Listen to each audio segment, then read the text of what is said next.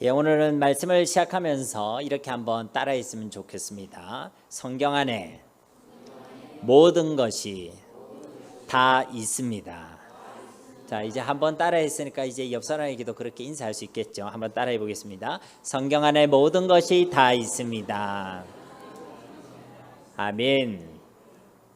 오늘 말씀을 한 번 더 보시면 이렇습니다. 모든 성경은 하나님의 감동으로 된 것으로 교훈과 책망과 바르게 함과 의로 교육하기에 유익하니 이는 하나님의 사람으로 온전하게 하며 모든 선한 일을 행할 능력을 갖추게 하려 함이라. 아멘이십니까?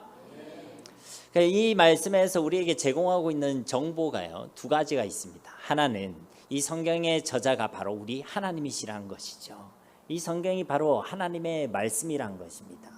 그리고 두 번째로 우리가 얻을 수 있는 정보는 무엇이냐면요, 이 성경이 우리에게 모든 것을 다 제공해 주고 있다는 것입니다.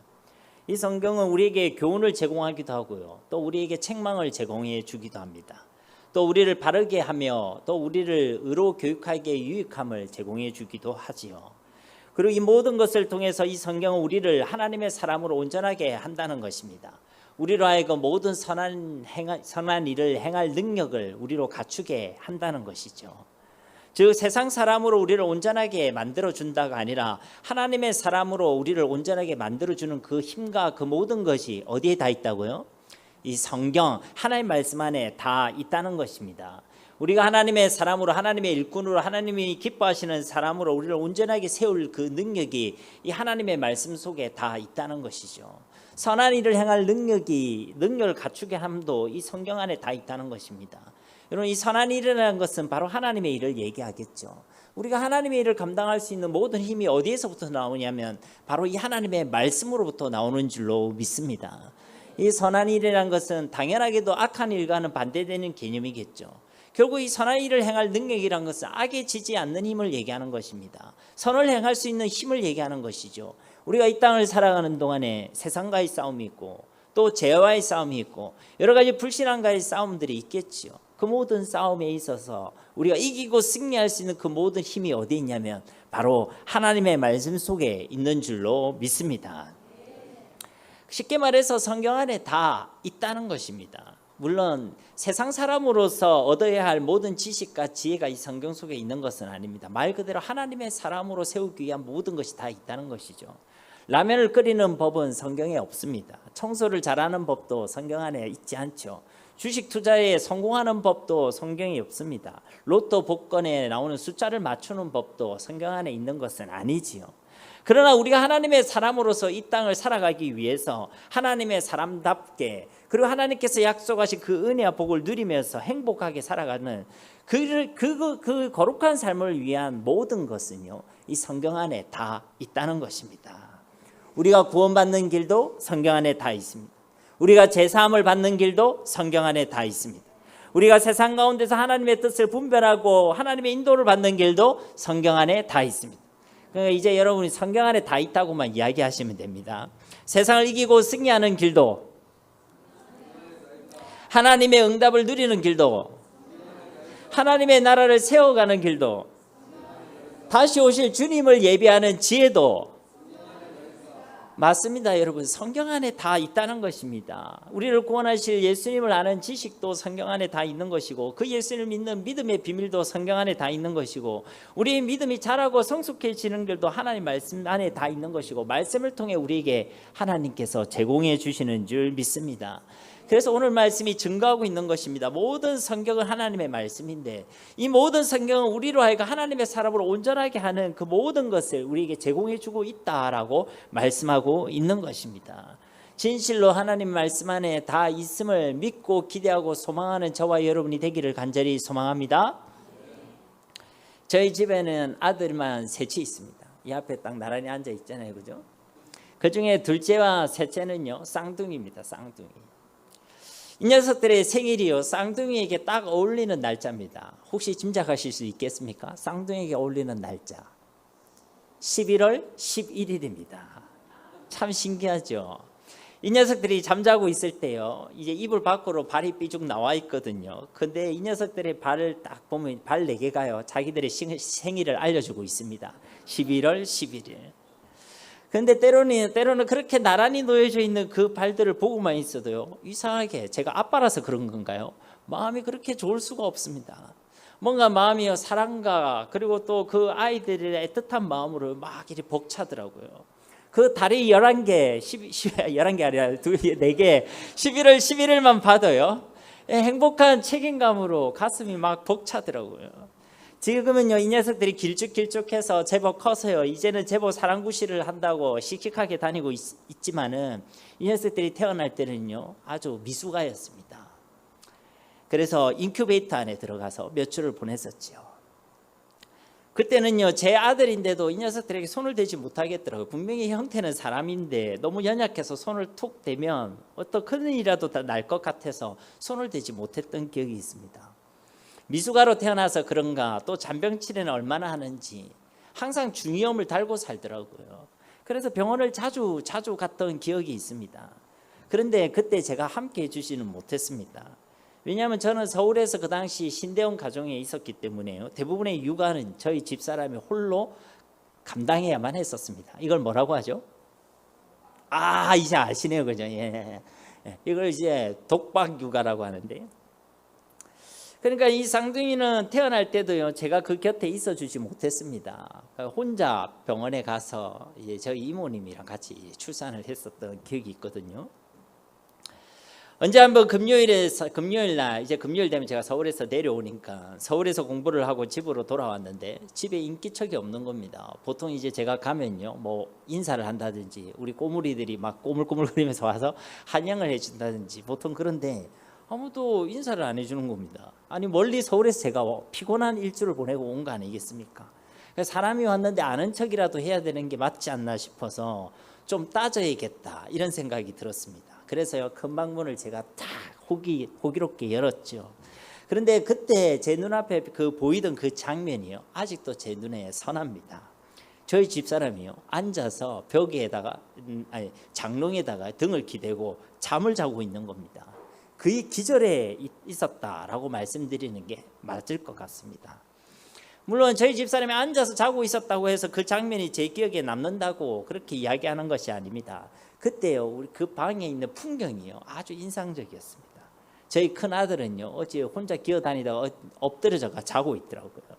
둘째와 셋째는요, 더 가관이었던 게 엄마의 양 허벅지에 나란히 누워 있는 겁니다.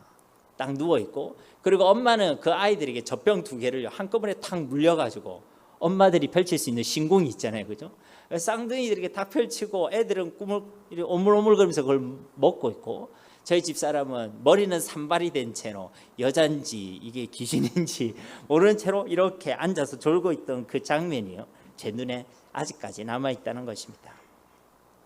그때 그 모습을 제가 보고 있다가 서울에서 왔는데 왜 아는 척도 안 하느냐고 투정이라도 해야겠다고 생각한 제가요, 너무나도 부끄럽게 느껴졌습니다. 그런 집사람에게 너무 미안했고요, 또 너무 고마웠고 막 그런 마음이 들었습니다. 어떤 느낌이신지 아시겠지요? 제가 저희 집사람 이야기를 시시콜콜하게 이야기하려는 것이 아닙니다. 모든 자녀들은 그런 가정 속에서 자라났다는 것이죠. 자기들은 그냥 컸다고 생각하지만 사실은 그렇지 않다는 것입니다.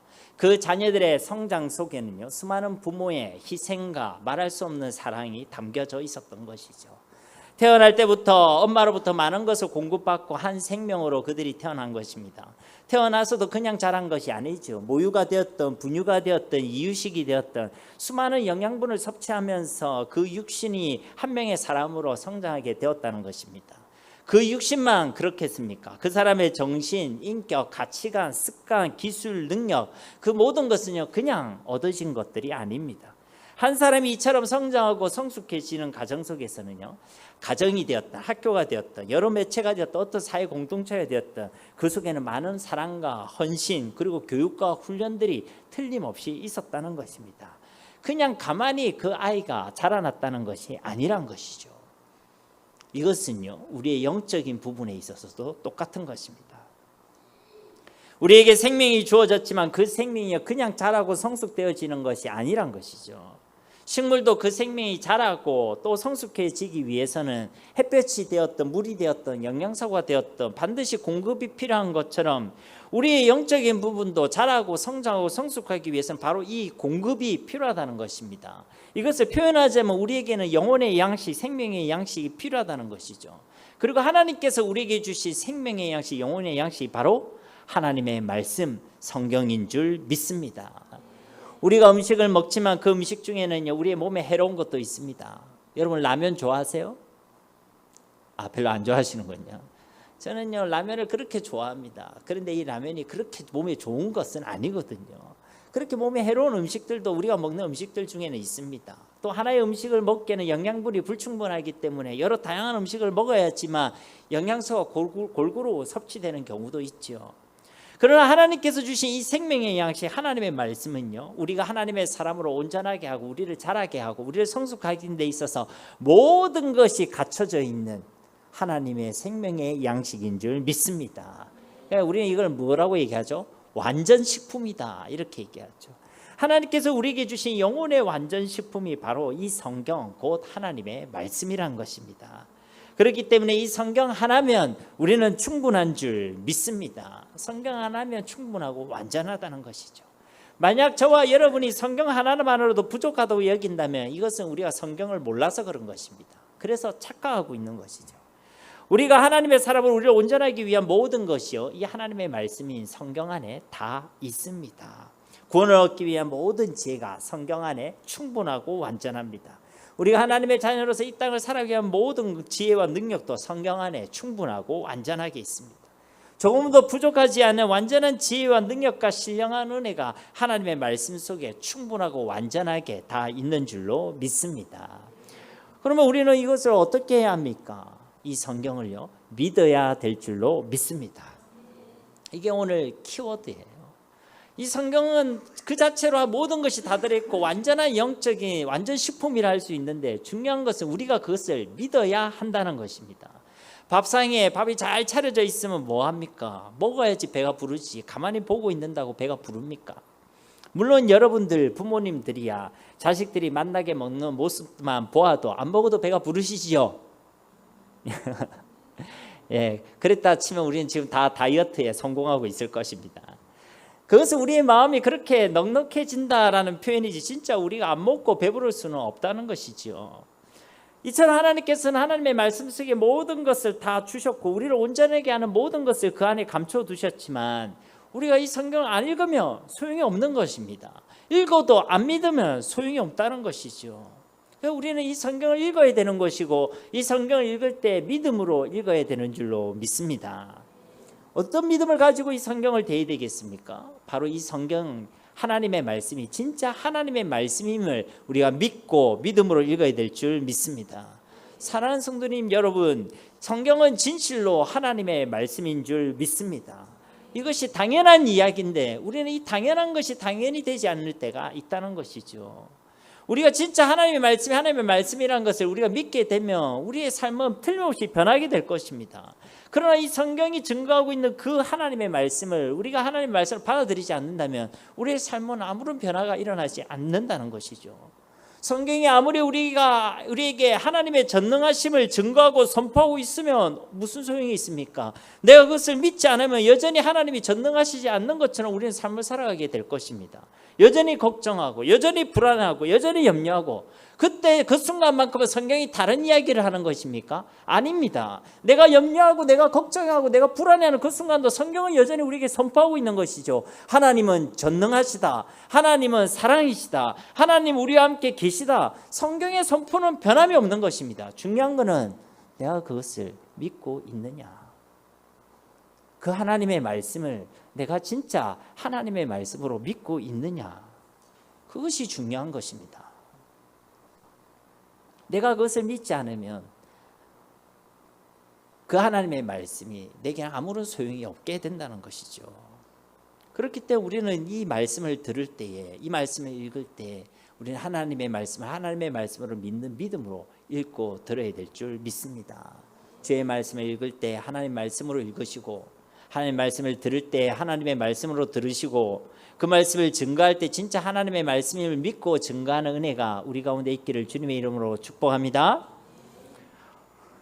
오늘 말씀에 보면 16절에 모든 성경은 하나님의 감동으로 된 것으로 교훈과 책망과 바르게 함과 의로 교육하기에 유익하니 오늘 성경은 하나님의 감동으로 된 것이다.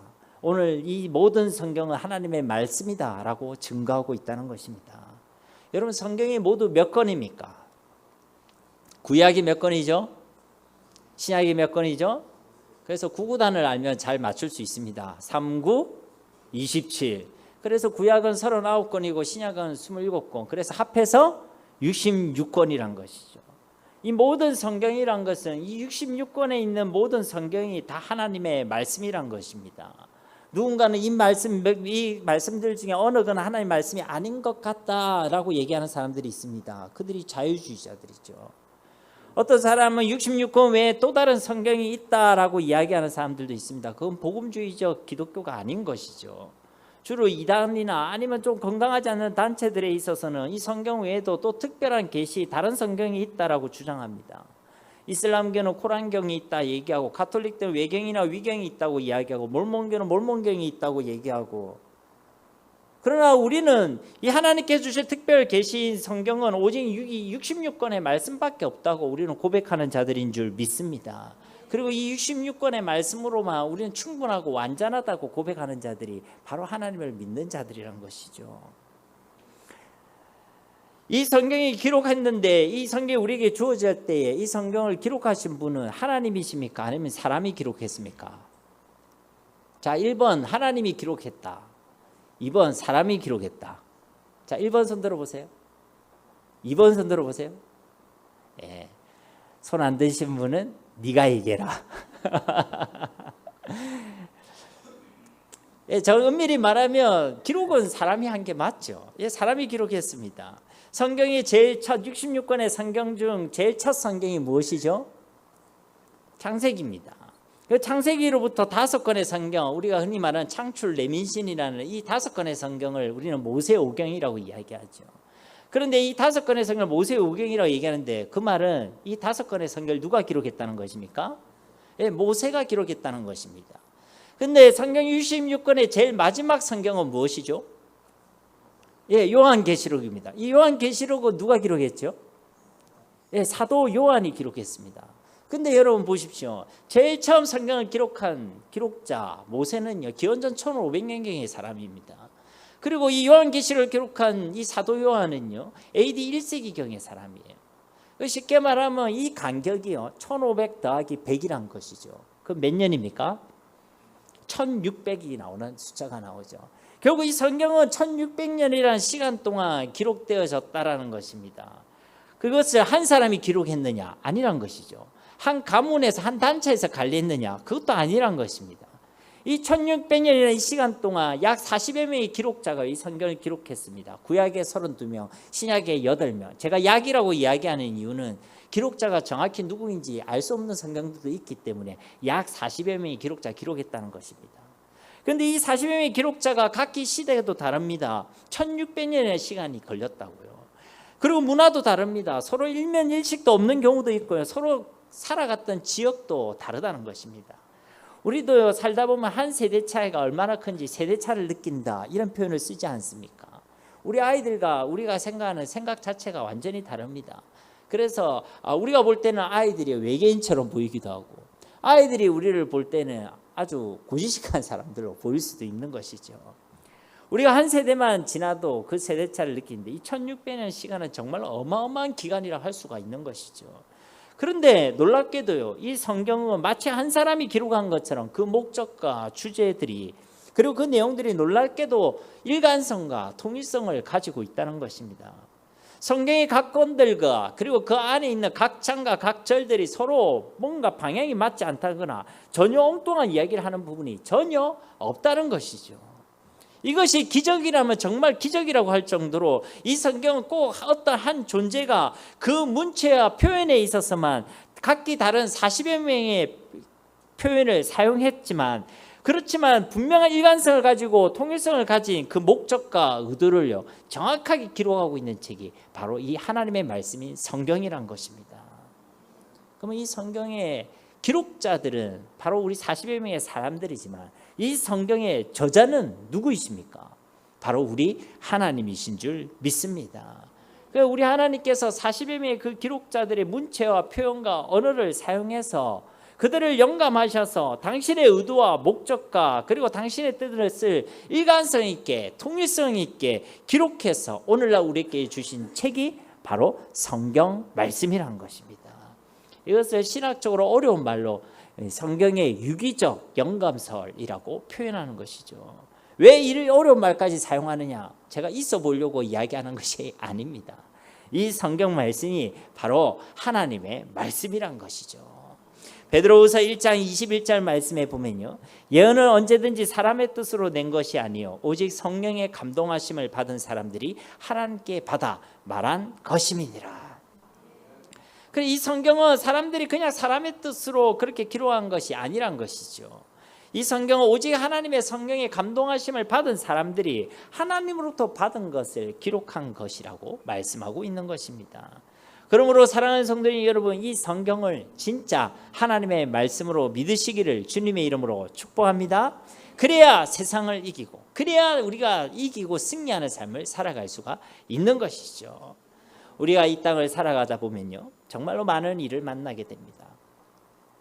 때로는 우리가 정말 기쁘고 즐거운 일도 만나지만 때로는 우리가 정말 감당하기 힘든 그런 어려운 일도 만난다는 것이죠. 여러분 삶 가운데는 문제가 많았으면 좋겠습니까? 문제가 없었으면 좋겠습니까? 그걸 목사님 질문이라고 하십니까?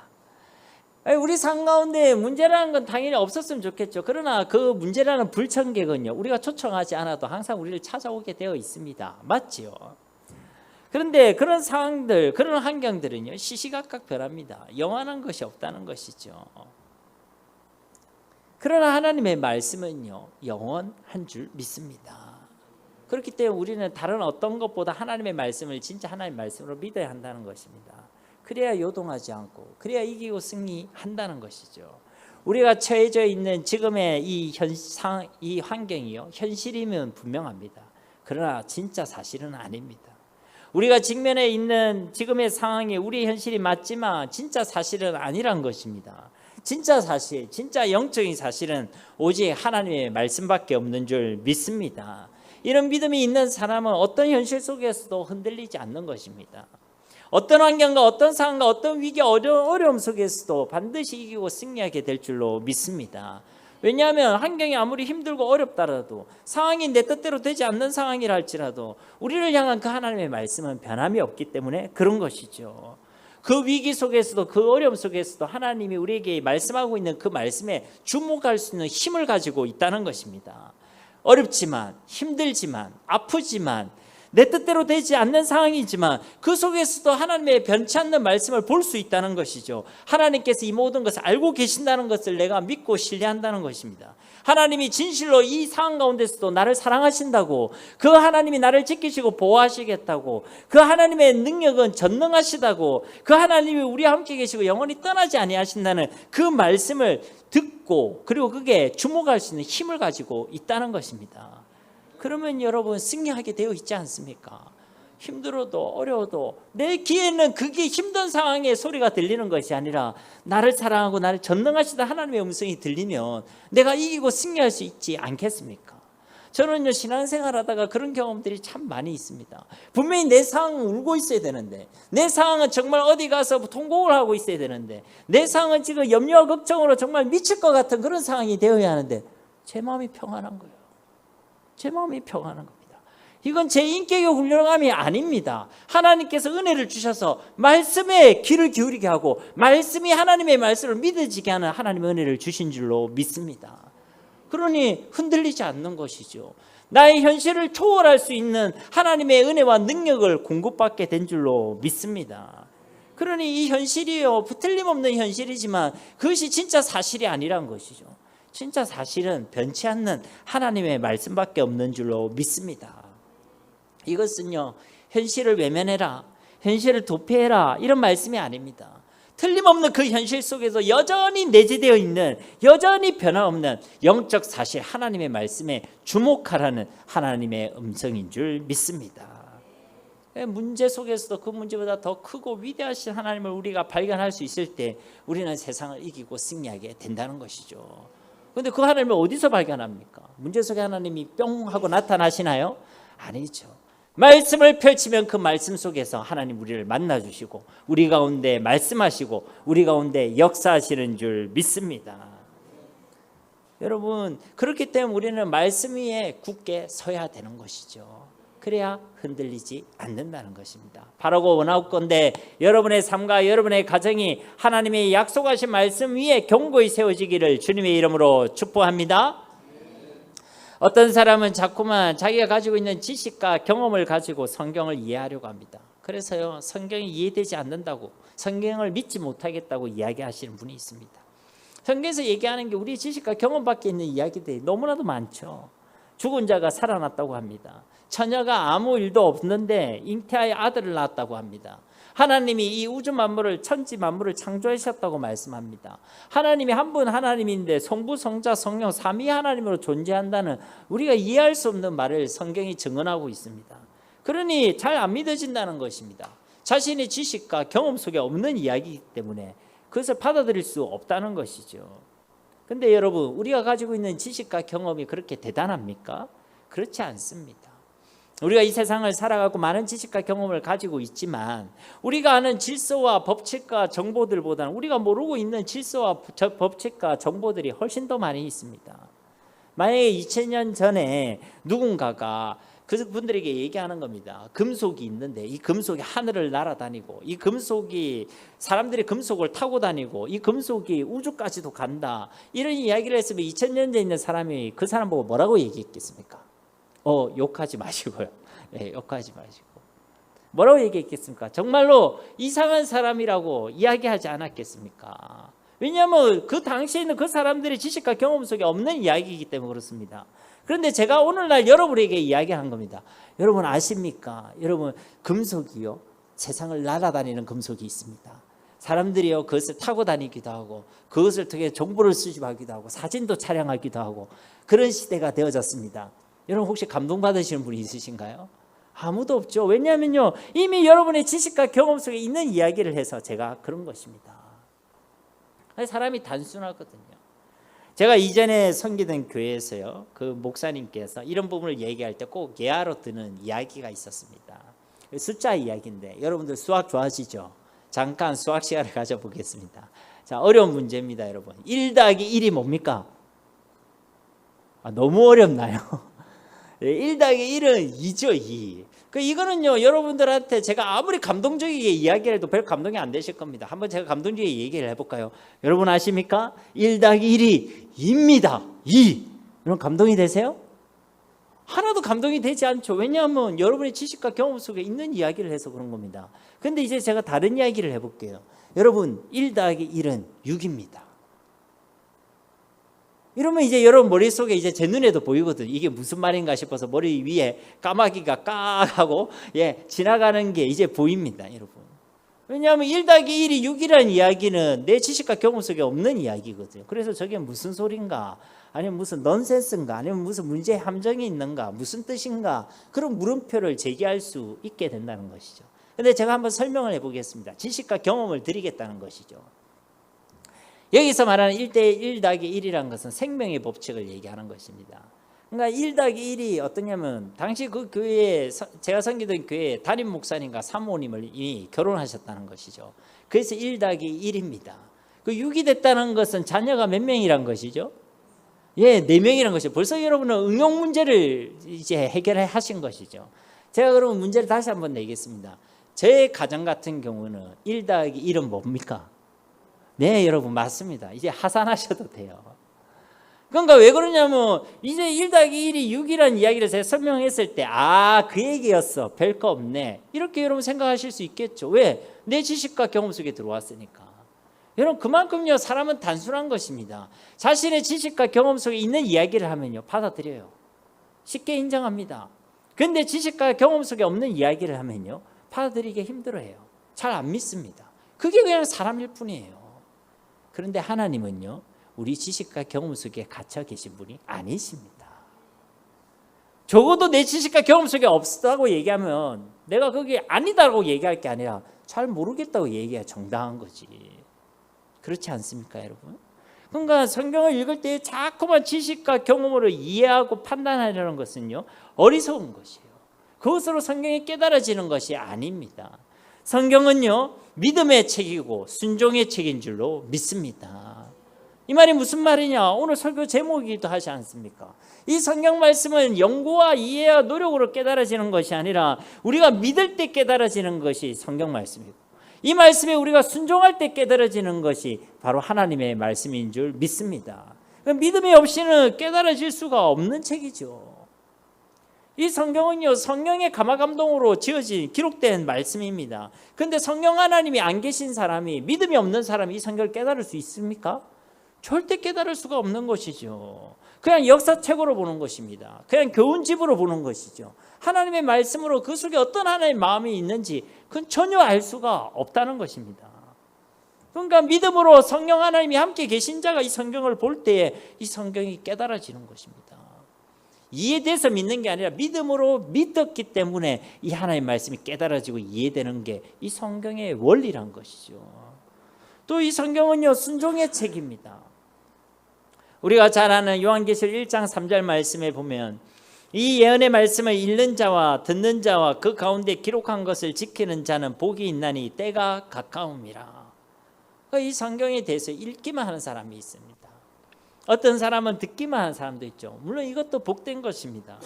그런데 부단히 성경을 읽기도 하고 주의 말씀을 듣기도 하는데요, 그 말씀을 순종하지 않는 사람들도 있습니다. 그러면 이 성경을 우리가 온전하게 깨달을 수가 없는 것이죠. 오늘 이 말씀대로 성경을 읽고 듣고 지키는 자가 복이 있는 줄로 믿습니다. 그러니 이 성경은요, 우리가 믿는 만큼 깨달아지고 성취되어지는 것이고, 우리가 이 말씀을 순종하는 만큼 깨달아지고 성취되어지는 것이 바로 하나님의 말씀인 것입니다. 자꾸만 이 말씀에 나타나 있는 신앙과 삶과 하나님의 역사와 내 삶이 참 멀다, 왜 이리 말씀과 내 삶은 다르다, 혹 그렇게 느끼는 분 계십니까? 그러면요, 내 믿음과 내 순종함을 점검해 봐야 하는 것이죠. 왜냐하면요, 내가 믿는 만큼 이 성경은요, 내 삶에 이루어지고 성취되는 것입니다. 내가 순종하는 만큼 이 말씀이 진짜 깨달아지고 비로소 그때에 이 말씀이 살아있는 하나님의 말씀임을 우리가 발견하게 되는 줄로 믿습니다. 그래서 이 성경은요, 믿음의 책, 순종의 책이라는 것입니다. 이제 마지막으로 우리가 생각해 볼 것은요, 이 성경을 그러면 우리가 어떻게 대하고 어떻게 읽을 것인가에 대해서 말씀을 나누려고 합니다. 첫째로 우리는 이 성경을 읽을 때요, 이 성경을 예수 그리스도 중심으로 읽어야 될 줄 믿습니다. 앞서 우리가 말씀드렸듯이 66권의 이 성경이요, 기록 시기와 장소와 배경이 모두 다 다릅니다. 그런데 이 성경이, 각각의 성경이 놀랍게도 그 주제와 목적과 의도에 있어서 통일성과 일관성을 가지고 있다고 말씀드렸죠. 그런데 그 주제의 목적, 그 핵심 주제가 뭐냐면요, 바로 하나님의 사랑 예수 그리스도입니다. 성경의 핵심 주제가 뭐라고요? 하나님의 사랑 예수 그리스도라는 것입니다. 성경을 누군가는요, 우리 인생을 향한 하나님의 마음, 하나님의 편지라고 표현합니다. 편지에는요, 그 사람에게 보낼 때 내 마음을 담아서 보내거든요. 편지에 기록된 여러 문장들 속에 담긴 하나님의 마음을 경상도 사투리로 한 문장으로 정리한다면 이럴 것입니다. 내가 너를 사랑한대이, 이렇게 되는 것이죠. 무슨 데이요? 사랑한데이. 예. 여기서 뭔가 푸른 녹색 병을 떠올리신 분들은 해결하시기를 바랍니다. 하나님께서 우리를 사랑하신다는 것이죠. 하나님께서 사랑하셔서 이 우주 만물을 만드시고 사람을 만드셨고 사람의 복을 주셨다는 것이 성경의 이야기입니다.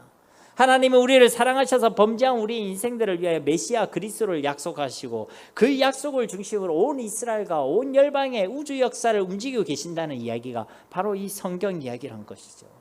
하나님이 우리를 사랑하셔서 마침내 하나님께서 이 땅에 사람으로 오셨고 죄 없으신 그분이 십자가에서 죽으심으로 죄와 사망의 권세를 깨뜨리셨다. 그리고 그 증거로 부활하셨다는 이야기가 바로 이 성경의 말씀이란 것입니다. 또 하나님께서 우리를 사랑하셔서 우리를 고와 같이 버려두지 아니하시고 성령으로 함께 하시고 또 우리를 사랑하셔서 마침내 세상 끝날 심판주로 오셔서 우리에게 천국 유업을 받아 누리게 하시겠다고 말씀하시는 것이 바로 이 성경의 말씀인 줄 믿습니다. 그러니까 창세기로부터 마지막 요한계시록까지 성경 전체는 우리에게 끊임없이 이야기하는 것이죠. 내가 너를 사랑한대. 하나님 우리를 사랑하신다고 그렇게 말씀해 주고 계시는 것입니다. 표현은 다를 수 있겠죠. 제가 이번 주에도 이제 신방간에 한 우리 성도님을 만났습니다. 누구라고 말씀 안 드리는 이유는 부끄러우실 수도 있으니까. 근데 그 성도님께서 그렇게 얘기하시는 거예요. 뭐라 얘기하냐면 저는 주변에 있는 사람들이 하나님께서 말씀을 딱 말씀 속에서 내가 너를 사랑한다 이런 말씀을 들었을 때 너무 그게 은혜스러웠다는 것입니다. 그래서 자기도 당신께서도 이제 그런 음성을 듣고 싶은데 하나님께서 그런 말씀을 안 하시고 뭐라 얘기하시냐면 내가 거룩하니 너희도 거룩하라 이 말씀을 주신다는 것입니다. 사랑한다 이렇게 얘기하면 굉장히 따뜻한 것 같은데 거룩하니 거룩하라 라고 얘기하는 이거 뭔가 좀 부담스럽지 않습니까? 그래서 하나님 나도 이 사랑한다는 이런 음성을 듣고 싶어요. 이런 마음이 있었던 것 같습니다. 그래서 장로님 얘기하면 안 되는데 이 성도님께서 이제 기도하시는 가운데 무슨 이야기를 하나님께서 깨닫게 하셨냐면 내가 거룩하니 너도 거룩하라 이게요 나를 사랑한다는 하나님의 음성으로 들려졌다는 것입니다. 네가 거룩하여서 내가 더 가까이하고 더 함께하고 싶어하는 그런 하나님의 마음으로 들려졌다는 것입니다. 여러분 이것이 하나님의 은혜인 줄 믿습니다. 표현은 다를 수 있죠. 거룩하니 거룩하라 이렇게 얘기할 수도 있고 내가 서로를 사랑한다 이렇게 얘기할 수도 있고 너는 내 것이다 내 아들이다 이렇게 얘기할 수도 있고 표현은 다 다르지만 그 속에는 뭐가 있습니까? 우리를 향하신 하나님의 사랑인 줄 믿습니다. 그리고 그 사랑의 핵심이요 바로 예수 그리스도입니다. 아까 제가 하나님의 사랑에 대해서 창세기부터 요한계시록에서 설명했지 않습니까? 그런데 여러분 중에 눈치가 빠른 분들은 알고 계셨겠지만 그게 다 예수님 이야기예요. 다 예수님 이야기입니다. 성경은 하나님의 사랑을 이야기하면서 성경 전체는 예수 그리스도의 모든 초점을 맞추고 있다는 것입니다. 왜냐하면요 이 예수 그리스도야말로 진짜 하나님의 사랑의 결정체이기 때문에 그런 줄 믿습니다. 그러면 로마서 5장 8절 말씀 우리 함께 봉독해 볼까요? 로마서 5장 8절 말씀입니다. 우리가 아직 죄인 되었을 때 그리스도께서 우리를 위하여 죽으심으로 하나님께서 우리에 대한 자기의 사랑을 확정하셨느니라. 아멘. 하나님께서 우리를 사랑하신다는데 그 하나님의 당신의 사랑을 확실히 나타내시고 확실히 증명하실 사건이 있는데 그것이 바로 예수 그리스도의 십자가의 사건이란 것입니다. 하나님의 최고의 사랑의 증거, 사랑의 표현이 바로 예수 그리스도란 것이죠. 그래서 성경 전체는 하나님의 사랑을 이야기하며 예수 그리스도의 모든 초점을 맞추고 있다는 것입니다. 여러분 인간이 처음 죄를 범했을 때요 하나님께서는 그들에게 무슨 약속을 주셨죠? 여인의 후손을 보내겠다. 그런데 이 여인의 후손이 바로 무엇입니까? 바로 예수 그리스도인 줄 믿습니다. 제가 이렇게 얘기하면 어떤 분들은 사투리로 목사님 그거 너무 낀가 맞추는 거 아닙니까? 이렇게 얘기하시는 분이 있다고요. 여인의 후손이었는데 왜 예수님이에요? 여러분 당시에는요 여인의 후손이란 말이 없습니다. 다 남자의 후손이에요. 그로부터 몇 시간이 지난 후에도요 여러분 아브라함 시대도 성경이 기록할 때 모세가 기록할 때 뭐라 기록했습니까? 아브라함이 누구를 낳고요? 이삭을 낳고 이삭이 야곱을 낳고 야곱이 요셉과 12형제를 낳았다. 유다와 12형제를 낳았다. 그러니까 이 보면요 다 남자들 이름이 나오는 거예요. 여성분들 혹시 억울하십니까? 낳을 때 정말로 막 피토하는 고통으로 낳으셨지 않습니까? 기르시는 건 누가 길렀습니까? 그것도 우리 여성분들이 기르셨잖아요. 그런데 우리나라 말에도 그런 게 있습니다. 아버지 날 낳으시고 어머니 날 여성분들은 굉장히 억울하실 수 있겠지만 표현이 그렇다고요. 표현이. 그러니까요 그 당시는요 여인의 후손이란 말이 없다는 거예요. 근데 이것을 굳이 여인의 후손이라 표현한 이유가 뭡니까? 우리는 이사야서 7장 14절에 있는 예언의 말씀을 기억할 수 있는 것이죠. 보라 처녀가 잉태하여 아들을 낳을 것이요 그의 이름을 임마누엘이라 하리라. 그래서 나중에 성령으로 잉태하여 이 땅에 오실 그 예수 그리스도를 이야기한다는 것입니다. 그러니까 그때부터 예수님 이야기가 창세기에서부터 시작되고 있는 것이죠.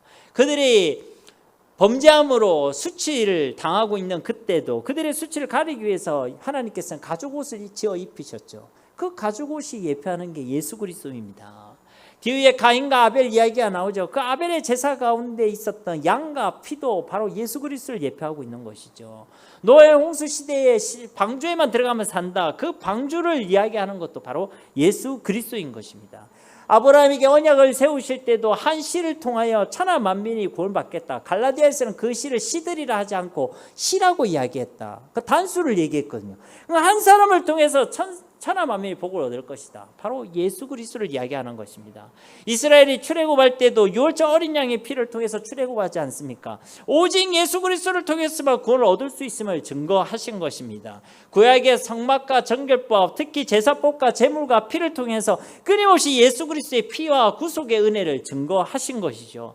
다윗에게 세운 언약과 왕의 계보, 그리고 수많은 선지자들과 왕들의 이야기, 제사장의 직분을 통해서 기름 부음 받은 자를 설명한 것입니다. 곧 메시아, 만왕의 왕이시고 참 선지자가 되시고 영원한 대제사장이 되신 우리 예수 그리스도를 증거하신 줄 믿습니다. 한마디로 구약 전체가 이 예수님을 이야기하고 있다는 것이죠. 예수님께 초점을 맞추고 있다는 것입니다. 하나님의 약속이, 그래서 이것을 우리는 하나님의 약속, 구약이라고 얘기한다는 것이죠. 구약은 먹는 약이 아닙니다. 약속이란 얘기죠. 옛 약속이란 것입니다. 그리고 그 약속의 핵심은 메시아 곧 예수 그리스도를 이 땅에 보내어 주시겠다는 것입니다. 신약은 말할 것도 없죠. 신약의 대문을 여는 마태복음 1장 1절, 신약의 시작이라고 할 수 있는 그 마태복음 1장 1절이 무엇입니까? 아브라함과 다윗의 자손 예수 그리스도의 계보라. 무슨 말입니까? 구약 시대부터 그렇게 약속했고 그렇게 증거했던 그 메시아 예수 그리스도가 마침내 이 땅 가운데 오셨다라는 위대한 선언으로 이 신약 말씀이 시작되고 있다는 것입니다. 그래서 사복음서에는 이 예수 그리스도의 오심으로부터 그분의 삶과 사역, 그리고 그분의 말씀, 십자가 부활 사건을 너무나도 분명하게 증거하고 있는 것이죠. 그리고 그분의 제자들과 그리고 교회가 이젠 성령의 권능으로 예수 그리스도의 복음을 증거하고, 복음이 증거되는 그곳에 하나님의 나라가 세워지고 주님의 교회가 세워지고 하나님의 나라가 확장되어지는 대서사시가 바로 사도행전 말씀 아닙니까? 그리고 그렇게 세워진 교회들이 온전하지 않으니까 그 교회들에게 예수님을 믿는 믿음이 진짜 무엇인지, 정말 복음의 순전함과 순수성을 그들이 가질 수 있도록 돕기에 보낸 편지, 바로 그 편지가 서신서의 말씀이란 것입니다. 그리스도의 몸된 교회에게 그리스도의 복음의 순전함을 그들이 견지할 수 있도록 돕기 위한 말씀이 이 서신서 말씀이란 것이죠. 마침내 그리고 예수 그리스도께서 심판주로 오시겠다. 그래서 예수님을 믿는 사람은 완전한 구원과 천국을 누리게 될 것이다. 그러니 교회들이여 깨어 있으라. 그렇게 권면하는 말씀이 바로 요한계시록의 말씀인 줄 믿습니다. 왜 이 긴 이야기를 여러분에게 말씀드립니까? 이 성경 전체가 예수 그리스도를 증거하고 있다는 것입니다. 그래서 우리 이 성경을요 예수 그리스도 중심으로 봐야 돼요.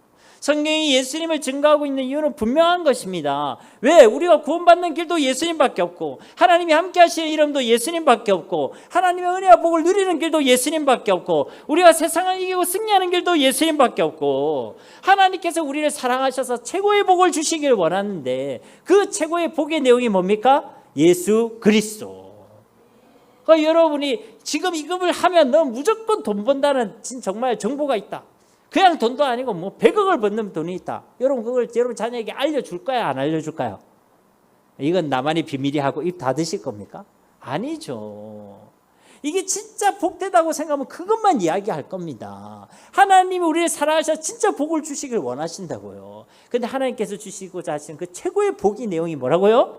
예수 그리스도인 줄 믿습니다. 그러면 예수 그리스도를 받은 저와 여러분들은 이미요 최고의 복을 받은 줄로 믿습니다.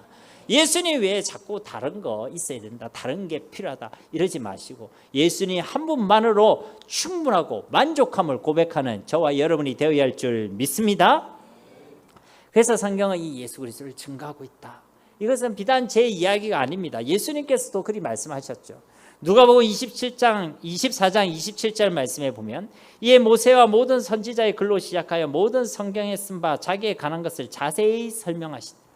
모세와 모든 선지자의 글, 이 구약을 얘기하는 것이거든요. 다 그 구약의 이야기가 모두 다 자기에 대하여 쓴 거다라고 예수님이 지금 해석하시는 거예요. 요한복음 5장 39절 말씀은 어떻습니까? 너희가 성경에서 영생을 얻는 줄 생각하고 성경을 연구하거니와 이 성경이 곧 내게 대하여 증언하는 것이라. 이 성경이 곧 내게 대하여. 내가 누굽니까? 예수 그리스도.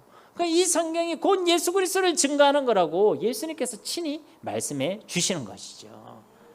그러니까 세상의 성경의 제일 탁월한 해석자는 우리 주님인 줄 믿습니다. 우리 주님이 그렇게 말씀해 주신다는 것이죠. 그래서 우리는 이 성경을 읽을 때요, 예수 그리스도 중심으로 읽어야 합니다. 두 번째로 우리는 성경을 어떻게 읽어야 합니까? 앞서 말한 대로 우리는 이걸 하나님의 사랑으로 읽어야 될 줄 믿습니다. 성경 전체는요, 하나님의 사랑으로 가득 차 있습니다. 그래서 어떤 말씀도 하나님의 사랑이 아닌 것이 없습니다. 우리를 사랑한다는 말씀이고 사랑해서 주시는 말씀이 바로 하나님의 말씀인 줄 믿습니다. 그러니 거룩하다 이 말도 사랑으로 들으시고, 용서하라 이것도 사랑으로 들으시고, 원수도 사랑하라 이것도 여러분 하나님 말씀, 사랑해서 주시는 말씀을 들으시고, 어떨 때는요, 용서해라, 그 인간을 품어라, 그 인간을 사랑해라 이러면요, 하나님 왜 내 편을 안 들어주고 자꾸만 저 편만 들어주지, 이런 생각이 들 때가 있습니다. 여러분 있어요 없어요? 있습니까? 예, 많이 위로가 됩니다. 저만 나쁜 사람인 줄 알았는데. 그런데 하나님께서 그 모든 것이 우리에게 우리를 사랑하셔서 주시는 말씀이란 것입니다. 그 말씀을 믿고 그 말씀에 순종해서 나가면요, 진짜 우리는 그 속에서 하나님의 사랑을 경험할 수 있게 되는 것이에요. 하나님이 나를 위해 주시는 말씀이었구나. 하나님 진짜 나를 사랑하셔서 주시는 말씀이었구나. 하나님의 말씀을 진짜 하나님의 사랑으로 읽을 수 있는 저와 여러분이 되기를 간절히 소망합니다. 세 번째로 우리는 성경을 어떻게 읽어야 합니까? 기도함으로 읽어야 될 줄 믿습니다. 여러분, 이 성경은 일반 책이 아니에요. 성경은 하나님의 감동하심으로 우리에게 주신 하나님의 말씀인 줄 믿습니다. 그래서 이 성경을 바르게 깨닫고 또 그 은혜를 누리기 위해서 우리는 반드시 성령 하나님의 도우심이 필요한 줄 믿습니다. 그러면 우리 기도해야 되는 거예요. 그래서 이 말씀과 기도는요, 떼놓을 수가 없는 것입니다. 우리가 기도함을 하는 말씀을 읽을 때에 우리의 탁월한 선생님이 되어주시는 성령 하나님, 지혜와 계시의 영 되신 그 성령 하나님이 이 말씀에 은혜를 주시고 말씀을 깨닫게 하시고 그 말씀 속에서 감동함을 우리에게 주시는 줄 믿습니다. 그래서 기도함으로 성경을 읽어야 된다는 것이죠. 네 번째로 우리는 성경을요, 매일매일 읽어야 될 줄 믿습니다. 여러분, 육신의 양식도요, 매일매일 우리가 하루 3끼 먹어야 건강하지 않습니까? 영적인 양식도 똑같은 거예요. 어떤 분 밥을 먹는데 겨우 주일만 먹으시는 분이 있으십니까? 아니면 주일이랑 수요일만 먹으시는 분이 있으십니까? 그러면요, 아무런 힘이 없습니다. 우리가 세상을 살아갈 때, 일을 할 때도 무슨 힘으로 한다고 그러죠? 밥심으로 이야기한다잖아요. 그런데 영적인 일도, 세상을 이기는 일도, 하나님의 일도요, 힘이 있어야 할 수 있는 거예요. 그 영적인 힘을 주시는, 하나님 주시는 영적인 양식이 바로 하나님의 말씀인 줄 믿습니다. 그러니 이걸요, 주일날만 읽으면 안 돼요. 여러분, 주일날은 말씀 다 길이 펴고 읽는데 설마 집에 가서는 고인 모셔놓고 그러지 않으시죠?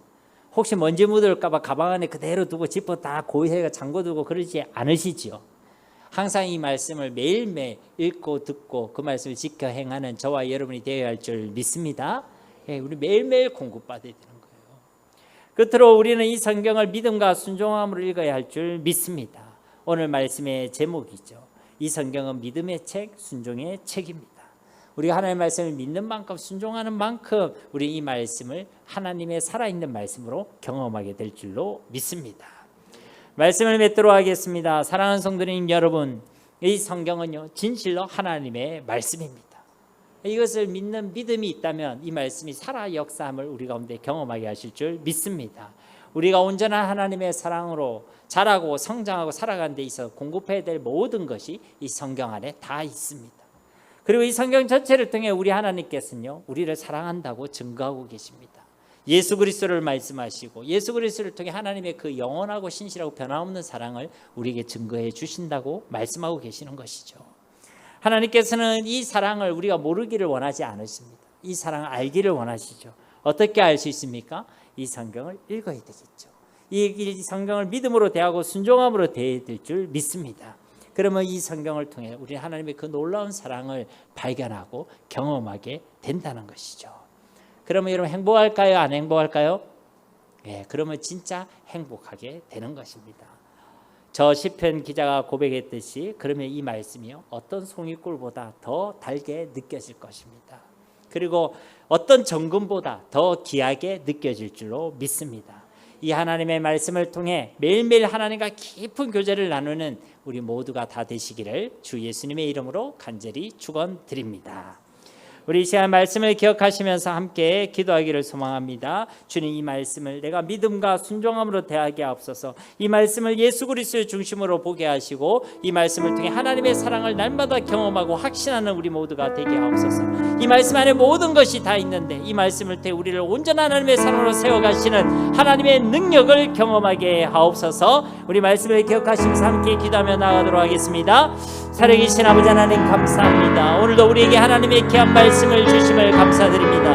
우리 가운데 하나님께서 주시는 이 말씀을 하나님의 말씀으로 들을 수 있는 믿음이 있기를 간절히 소망합니다. 주의 말씀을 분명한 영적인 사실로 붙들 수 있는 저희 모두가 되길 원합니다. 우리의 삶 가운데 우리가 원치 않는 상황들과 환경들이 있습니다.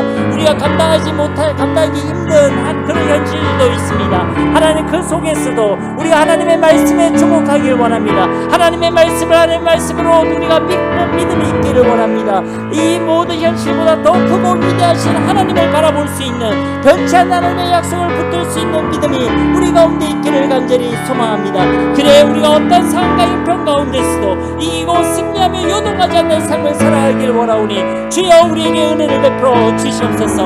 우리가 이 말씀을 낼 때 믿음과 순종함으로 대하기를 원합니다. 기도함으로 대하기를 원합니다. 매일매일 말씀을 읽어나가기를 원합니다. 하나님의 사랑과 예수 그리스도 중심으로 이 말씀을 읽고 또 하나님의 말씀을 경험하기를 원합니다. 주여 우리 가운데 은혜를 베풀어 주셔서 이 하나님의 사랑을 통해 우리를 향한 하나님의 그 놀라운 사랑을 발견하게 하시고 경험하게 하시고 확신케 하여 주시옵소서. 그래 어떤 상황 가운데서도 하나님을 향한 감사와 기쁨이 우리 삶 가운데 넘치게 하시고 주님 주신 참된 행복을 누릴 수 있는 우리의 삶이 되어질 수 있도록 은혜 베풀어 주시옵소서. 이 말씀이 살아있는 하나님의 말씀으로 우리 삶 가운데 이루어지고 성취될 줄로 믿습니다.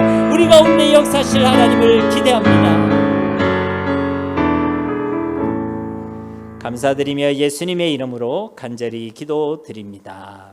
아멘.